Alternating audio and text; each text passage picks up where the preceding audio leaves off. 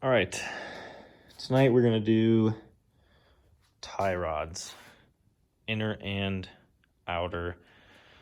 I think the kit was about 165 bucks from FCP Euro. I've never done them on this car. It's the same concept on any other car I've worked on, older BMWs and such.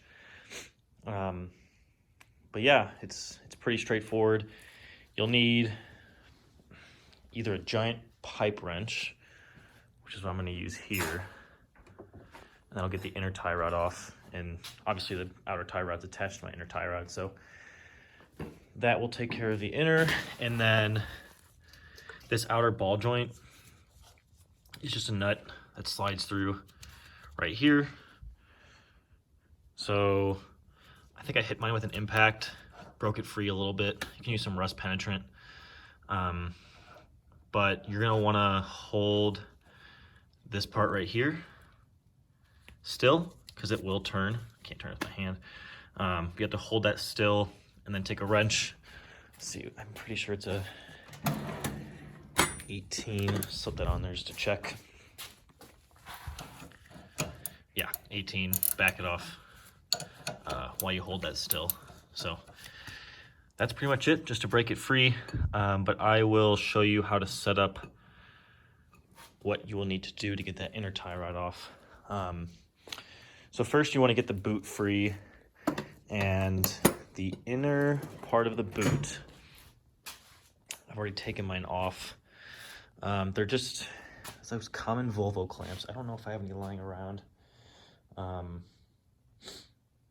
But yeah, I don't see any. But yeah, they just kind of unfasten. You just pry them up and bend them off and they'll come off. So then the inside of this boot will come free. And then the outer part of the boot is one of these clamps. So you just take some pliers, pinch that together. It'll slide right off. I think the easiest way to go about this, honestly, is just to cut the boot. So I'll take some pair of snips and just go ahead and cut those off. So yeah, pretty straightforward there. So I'll be right back. All right, now that we've got the boot off, it's pretty tedious. I have the ability to go in from this side.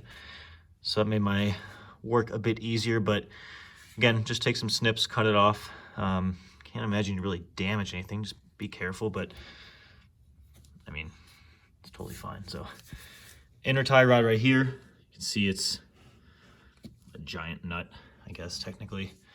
FCP sells a special tool that links around here, then you can get a wrench on it, or yeah, socket wrench on it and loosen it up. But what I'm going to use, since I don't have that, is a giant pipe wrench. This is how I did it on my E46 as well. I picked this up at Home Depot. I think it was maybe just shy of 30 bucks, but it's been great. So all you need to do is you'll get that pipe wrench. It's gonna look bad because I have one hand. You'll get that around that nut and you'll back it off. Make sure it's tightened down, and you should be good to go. I know some people have used some heat depending on the condition of their cars, but here, at least in Colorado, I mean, our cars don't rust, thankfully, so this shouldn't be too difficult of a job, but it is straightforward. Like I said, just lock that wrench on there and go ahead and back it off. So we'll see how that goes. All right, so quick update.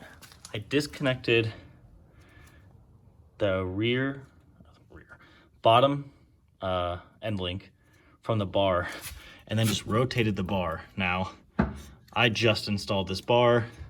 I greased any point of contact the bar made with the bushing, so I do not know how easy that will be with the stock bar. But it did give me a lot more clearance, at least to use a pipe wrench. So all I did in this situation was put the pipe wrench on, sit up, and then just use my body weight to pull it towards me. And this one broke loose. So all this will do is just back up and hard with one hand, but just back that off and this whole assembly will come out.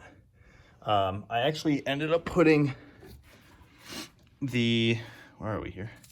The tie rod, outer tie rod back into the knuckle. Just give me a bit of stability. It's not tightened down or anything, but yeah, just to hold it stable. So yeah, go ahead and back that one out. That wasn't too bad. The driver's side though, I'm not quite sure. The end link, or not end link, the inner tie rod clears the subframe. Like you saw, I was able to get my pipe wrench in there. The inner tie rod here is right next to the subframe. So I might be able to get clearance with my pipe wrench from up top. But obviously with the motor still in, it might be one of those situations where you will need that special tool. I still have some of the boot on here. I didn't cut it off. Get that connector out of the way. But yeah, you can see there's not a lot of room. There are a few videos highlighting this procedure. And people are using a special tool that kind of, it's like two halves that go on each side, one on each side. And then it's a bar that comes out, and then your wrench to torque it off. Yeah, I'm not sure if I'm gonna be able to do that with just a pipe wrench. So I would maybe look at getting that special tool that FCP Euro has that allows you to clamp on and use a wrench with an extension, because I really do not see how you'd be able to do it otherwise without those special tools. So I'll go ahead and work on it with what I've got and see what happens. All right, so I've got the old tie rod and the new tie rod side by side. Like I said, use the pipe wrench to back it out. This is the passenger side. They are clearly marked. It says right hand. I guess that means right hand. And the new ones say right hand as well.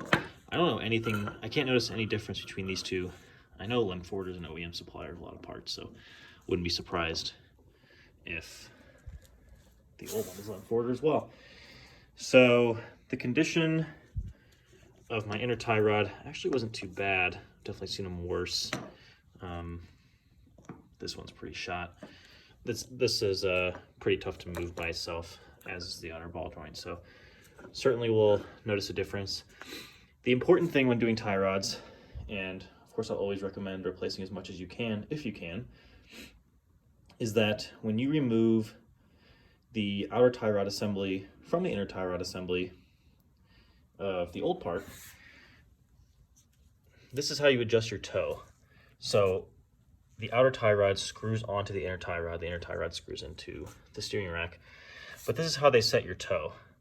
How far the outer tie rod turns onto these threads of the inner tie rod. So that'll pull your wheel in or push it out. So the nice thing is, if you leave the entire assembly together and replace the entire assembly, I can get this inner and outer tie rod to match enough the length of the old tie rod, which will give me enough of an idea of getting the alignment relatively correct, at least enough to get it to a shop. Now, I'll be towing this car on a flatbed to get an alignment and all that, so I'm not too concerned. But if you do have to drive it, certainly make sure that this old setup mimics the new setup as best as you can. And you'll see once the wheels are on, if the car's still off the ground, you can see how good of a job you did and make those adjustments if it's pretty out of whack. But you won't get it perfect, but just do the best you can. Save your tires, save your suspension, all that. So, but you will certainly need an alignment if you're doing tie rods. So yeah, I will assemble this. Again, just screws in, so nothing crazy.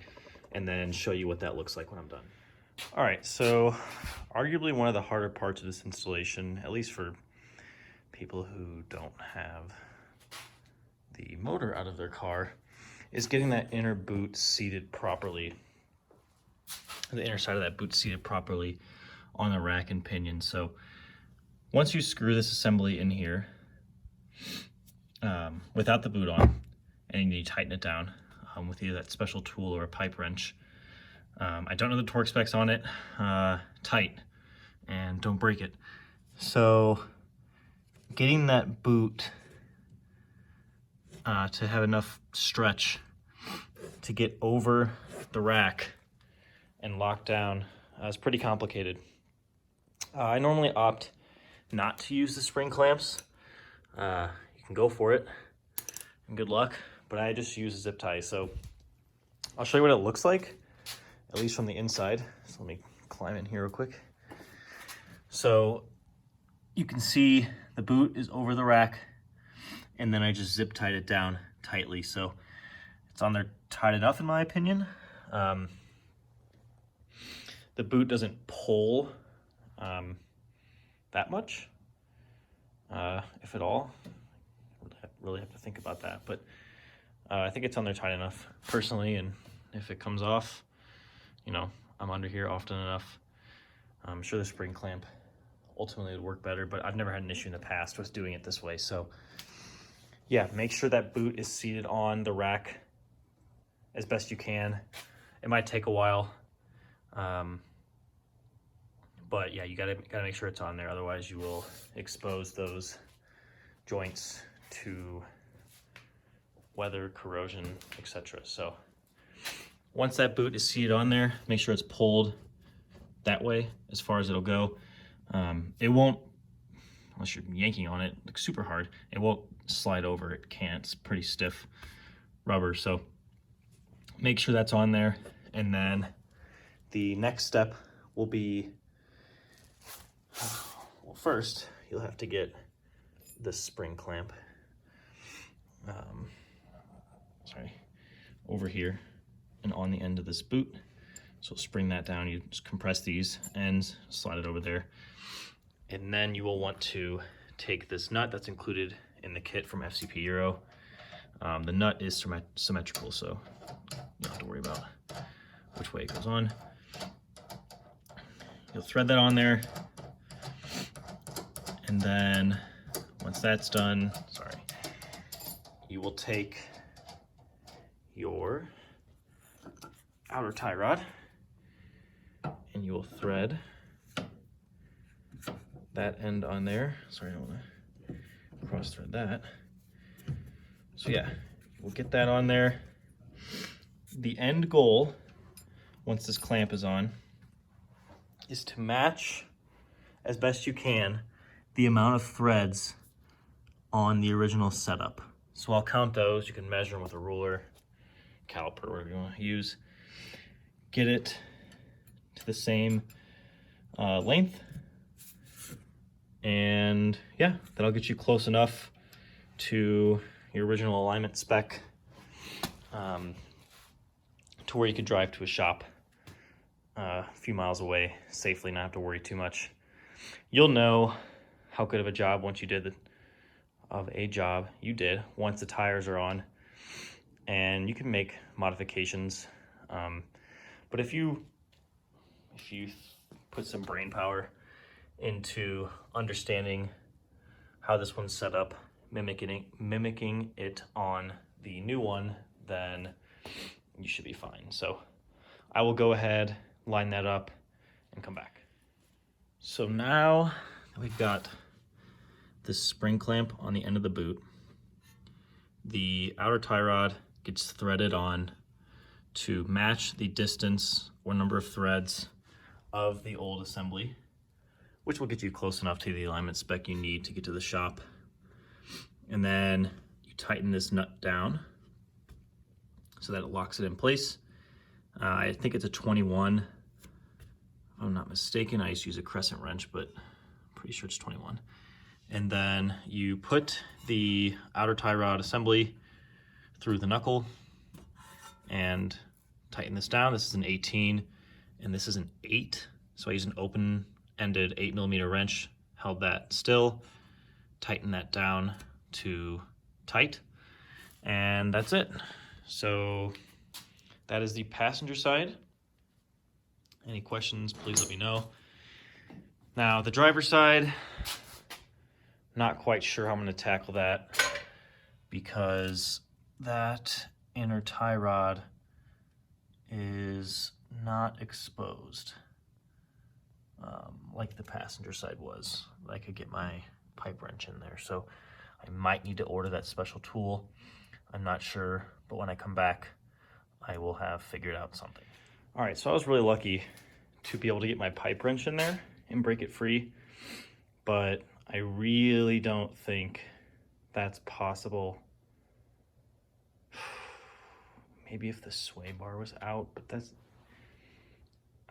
I think the best bet really is to order the tie rod, inner tie rod tool from FCP Euro, or look up a similar style tie rod tool online. I don't know if they rent them at AutoZone or not, but yeah, I don't see any other option. But like I said, luckily I was fortunate enough that my motor's out, able to get a pipe wrench in there and get it out. So the assembly is identical to the passenger side. Just make sure the thread distance, space, length matches the old assembly, and you should be good to go. So please feel free to ask any questions. I'll be happy to answer them on this experience. I know there's other videos on YouTube that document the tie rod procedure as well for the P2 chassis. It's the same as the XC70 S60, S60R.